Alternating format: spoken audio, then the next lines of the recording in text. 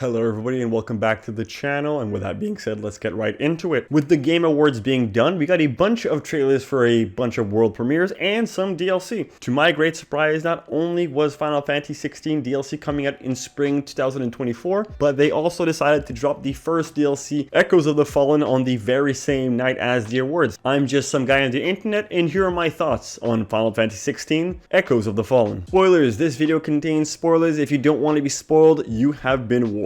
The DLC becomes available to the player once they have reached the final mission of the game heading to Origin. However, to be able to access the quest, you must have completed the Priceless and the Where There's a Will, There Is a Way quest, which most respectively unlock Joshua and Jill to be members of your party. With things looking bad, they can only get worse with the discovery of the Dusk Crystal, a purple crystal that functions like other crystals except for the fact that they have a very limited use. This is quite troubling for our heroes because the Dusk Crystals don't match the color of any of the other Mother Crystals, meaning that there is another Mother Crystal out there somewhere that they were not informed about. With this new information, Clive, Jill, and Joshua embark on one more journey before heading to Origin. During our travels, we learn a great deal about the Fallen, the society of people that lived long before Clive and his people. I have to say this is the best part of the DLC, learning a bunch of new lore on the fallen society that existed before us. Not only do we learn that it's a new Mother Crystal, we find out that it's actually been manufactured by the Fallen, in the hopes of usurping their god Ultima, and ultimately becoming masters of their own fate. And they got incredibly close to the point of creating their very own icon that ends up being the last boss of the DLC.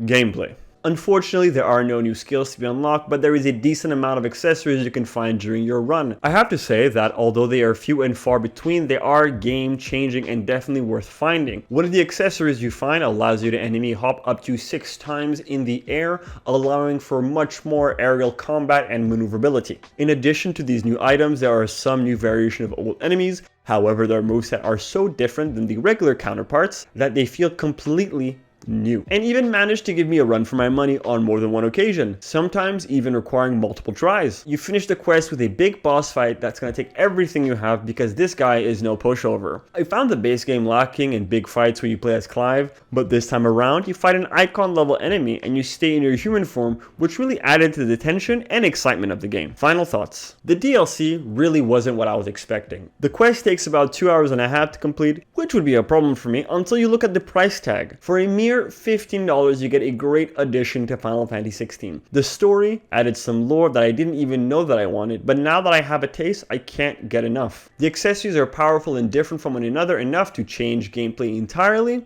and the addition of new enemies and bosses make the mission worth it and a fun challenge when playing arcade mode. Despite me singing its praises, there is one thing I wish they had, but after viewing the second trailer, I think that it might just stay a wish. That is to have playable Jill and Joshua. I really thought Square would be heading into the multiple playable characters after looking at Final Fantasy 15 and DMC5. However, this is not the case, so I'll be keeping my fingers crossed for the future. Despite its shorter runtime, the DLC is 100% worth it if you've been looking for more Final Fantasy 16. Little side note for anyone who's interested, I think that FF16 might be setting a stage for something new, smaller and cheaper DLC between bigger releases. Not everyone can afford to wait a year like Elden Ring to drop DLC out of fear for losing interest in the game. The counter to this, you can have companies release smaller, affordable DLCs, keeping player interest until they are ready to drop their next big DLC or sequel. I would not be surprised if Rising Tide ends up being twice as large with new areas to explore, new abilities, and hopefully some new outfits.